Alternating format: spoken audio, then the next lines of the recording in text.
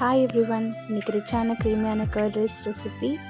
அதுக்கு தேவையான ingredients and பார்த்திங்கன்னா நம்ம ஃபஸ்ட்டு சாப்பாடை நல்லா ஸ்மாஷ் பண்ணி எடுத்துகிட்டு அதில் கர்டை ஊற்றி நல்லா நம்ம மிக்ஸ் பண்ணிக்கிறோம்.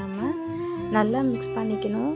ஏன்னா இது இப்போ நீங்கள் கர்டை நல்லா மிக்ஸ் பண்ணினீங்கன்னா நான் பின்னாடி செய்கிறப்போ இது எந்த ஒரு இது வராது, உடையாது, அதுக்காக சொல்கிறேன்.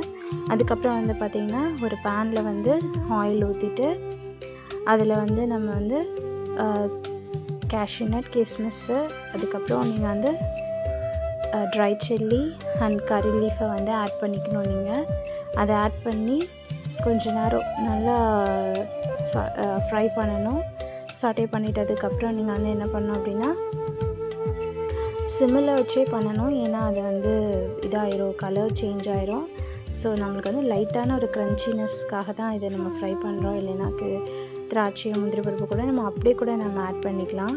ஸோ நம்ம இந்த கறி லீஃப் நல்லா கொஞ்சம் கலர் மாறும். அதுக்கப்புறம் பார்த்திங்கன்னா அந்த கிஸ்மிஸ் எல்லாம் நல்லா பெருசாகும். அது அந்த ஸ்டேஜ் தெரிஞ்சிடும். அந்த ஸ்டேஜ்லேயே கேஷ்யூ நட்டும் நல்லா வெந்துடும். ஸோ நல்லா க்ரன்ச்சி ஆயிரும். அதுவே நம்மளுக்கு போதுமான ஸ்டேஜு. ஸோ இது மட்டும் தான் நம்மளுக்கு அதில் ஃப்ரை பண்ணுற வேல்யூ, மற்றபடி எந்த வேல்யூ இதில் இல்லை.